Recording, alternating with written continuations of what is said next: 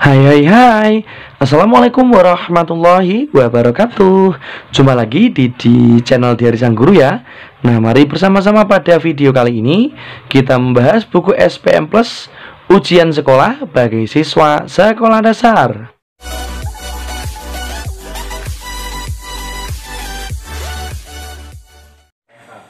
Jumpa lagi di Perdana Channel. Namun sebelumnya jangan lupa subscribe dan klik lonceng notifikasinya. Terima kasih.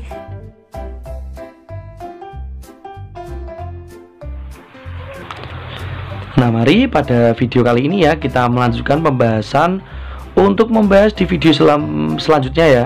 Kalau kemarin kita sudah membahas untuk IPS ya paket 3 sampai nomor 25. Nah, mari pada video kali ini bisa kita selesaikan hingga selesai semua di paket 3. Oke, langsung saja untuk nomor 26. Pada zaman globalisasi, semua informasi dapat diakses dengan mudah dan cepat. Hal ini berdampak terhadap mobilitas yang semakin cepat, sehingga semua pekerjaan dapat diselesaikan dengan efektif. Nah, perubahan nilai-nilai dalam masyarakat akan berubah dengan adanya globalisasi, seperti semangat kerja, kreativitas, nalar tinggi, dan disiplin. Nah, dampak positif adanya globalisasi tersebut ya, yakni dalam bidang lain tadi ya yang telah disebutkan tadi ya anak-anak ya.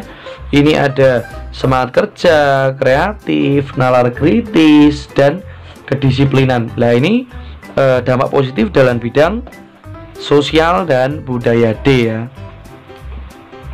27. Makna penting proklamasi kemerdekaan bagi Indonesia ditunjukkan oleh, nah kita coba lihat ya, nomor 1, tetapkan sebagai politik bebas aktif salah, dimulainya kekuasaan Orde Baru juga salah, puncak kebebasan dari penjajah betul, puncak perjuangan betul. Jawabannya adalah 3 dan 4 atau jawabannya adalah D. 38. Peran tokoh pada gambar dalam proklamasi ya. Peran tokoh dalam gambar ya, tokoh tersebut adalah Ibu Fatmawati ya. Nah, ini berarti menjahit bendera pusaka atau jawabannya adalah B. 29. Perhatikan pernyataan berikut. Upaya pelajar dalam memaknai kemerdekaan ditunjukkan oleh nomor. Ini malas belajar salah ya. Disiplin dalam upacara betul. Menjadi siswa berprestasi betul. Sering bolos sekolah salah dan rajin belajar betul. Jadi jawabannya adalah 2, 3, dan 5, yaitu C ya anak-anak ya. Terakhir nomor 30 untuk nomor 1 ya. Faktor yang mendorong lahirnya perjuangan diplomasi dalam merebut kemerdekaan. Nah, ini disebabkan oleh apa ya? Kita cari di lembar jawabnya dulu ya. A. Penjajah mengajak para pejuang untuk berunding salah. B. Ditangkapnya para tokoh pemimpin salah. Bangsa kita kehabisan senjata salah. Lahirnya kaum terpelajar. Nah, ini betul ya anak-anak ya. Nah, jadi jawabannya adalah D untuk nomor 30. Lanjut berikutnya ke soal isian nomor 31. Bau nyali adalah tradisi menangkap cacing laut di sepanjang pantai. Cacing-cacing ini dipercayai adalah jelmaan dari Putri Mandalika. Nah, tradisi ini berasal dari ya, ini mudah ya, karena ada kata-kata Mandalika berarti dari NTT ya anak-anak ya. Maaf, NTB ya, Nusa Tenggara Barat ya. Oke, 32. Batas wilayah Indonesia sebelah utara. Nah, ini batas Indonesia sebelah utara banyak ya anak-anak ya. Yang pertama, ya ini di Pulau Kalimantan ya, ini ada negara Malaysia. Nah, kemudian di atasnya Maluku ini ada Filipina. Nah, dan terakhir ada Laut Cina Selatan ya. Jadi ini untuk batas Indonesia yang sebelah utara. Oke, 33. Rakyat Indonesia pada saat pemerintahan Dendles dipaksa untuk melakukan pembangunan sarana dan prasarana, salah satunya membangun jalan raya Pos Anyer sampai Panarukan ya, yang mencapai 1000 km. Nah, sistem tanam paksa tersebut ya dikenal dengan nama ini, tanam paksa ini atau kultur stelsel ini ya dikenal dengan nama kerja rodi ya anak-anak ya. Kerja rodi atau kerja paksa. Oke, sekarang kita lanjut nomor 34. Patung merupakan ciri khas salah satu negara yang dimaksud. Wah, ini mudah sekali ya, ini berbentuk singa, maka ini adalah Singapura. Oke, 35.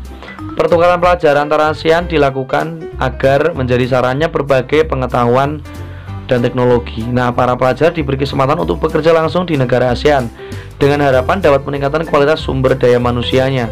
Nah, hal tersebut merupakan bentuk kerjasama ya yang dilakukan antar negara ASEAN dalam bidang kali pertukaran pelajar, maka dalam bidang pendidikan ya. Oke, nomor berikutnya nomor 36. Kerajaan Sriwijaya menjadi kerajaan bercorak Buddha terbesar di Indonesia. Nah, pengaruh Sriwijaya dalam perkembangan bahasa ya. Nah, ini bisa kita lihat anak-anak, Pak Guru tulis di sini ya, nomor 36. Jadi pengaruh Sriwijaya dalam perkembangan bahasa ini adalah gini anak-anak, adanya ya bahasa Melayu ya pada saat itu sebagai bahasa dasar yang melatar belakangi adanya bahasa Indonesia ya. Jadi adanya bahasa Melayu ini merupakan pengaruh kerajaan Sriwijaya. Oke, berikutnya nomor 37.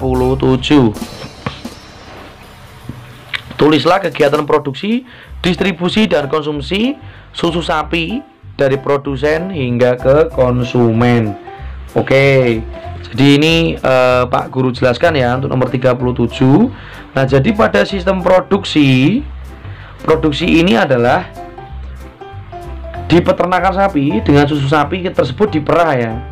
Di peternakan sapi, nah susunya tersebut kemudian disimpan di dalam botol-botol. Nah, kemudian botol-botol ini yang ada di peternakan ya, ini kemudian disalurkan kepada masyarakat ya. Bisa lewat pedagang, bisa lewat pasar, ataupun bisa lewat toko. Nah, ini adalah proses distribusi. Nah, kemudian pada proses konsumsi, kemudian masyarakat membeli susu sapi tersebut ya, yang kemudian dikonsumsi, diminum menggunakan sebuah gelas. Nah, ini jadi prosesnya ya, dari produksi, kemudian distribusi dan konsumsi untuk diminum. Itu ya untuk nomor 37. Nomor 38. Nah, ini ada gambar gawai ya, atau HP atau tablet ya. Jelaskan perubahan sosial budaya sejak ditemukannya alat komunikasi. Nah, jadi gini anak-anak ya, perubahan yang diakibatkan ya setelah adanya penemuan gawai atau ponsel. Nah, ini yang pertama anak-anak ya.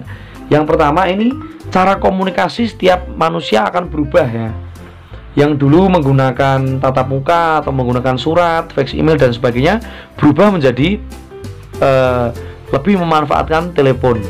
Nah, kemudian yang kedua, masyarakat menjadi lebih malas bergerak ya, lebih malas beraktivitas, lebih nyaman menggunakan gawai atau HP. Yang ketiga, lunturnya nilai-nilai lokal ya, karena nilai-nilai budaya asing masuk seperti ada game, permainan, lagu dan lain sebagainya. Nah, yang keempat, belajar yang harusnya dilakukan di sekolah, sekarang banyak anak-anak yang belajar tidak sekolah namun belajar di rumah. Kenapa? Karena belajar dapat di mana saja dengan cara memanfaatkan internet. Ini ya tadi 4 pengaruh ya adanya gawai. Oke, nomor 39. Tuliskan 3 peran Indonesia dalam meningkatkan perekonomian ya. Yang pertama ya, memprakarsai berdirinya MEA atau Masyarakat Ekonomi ASEAN. Kedua, ikut aktif dalam pembentukan AFTA, ASEAN Free Trade Area atau negara bebas pajak. 3, bersama-sama mendirikan pabrik untuk meningkatkan ekonomi. Contohnya pabrik pupuk ASEAN di daerah Aceh. Nah, ini contoh ya, 3 peran Indonesia. Nah, sekarang yang terakhir nomor 40. Tulislah 3 contoh perilaku pelajar dalam upaya mempertahankan kemerdekaan. Nah, contohnya 3 ya. Yang pertama, belajar dengan rajin agar dapat berprestasi. Yang kedua, meneladani sikap-sikap yang baik dan semangat para pahlawan. Yang ketiga, senantiasa mengikuti kegiatan upacara bendera dengan tertib dan hikmat.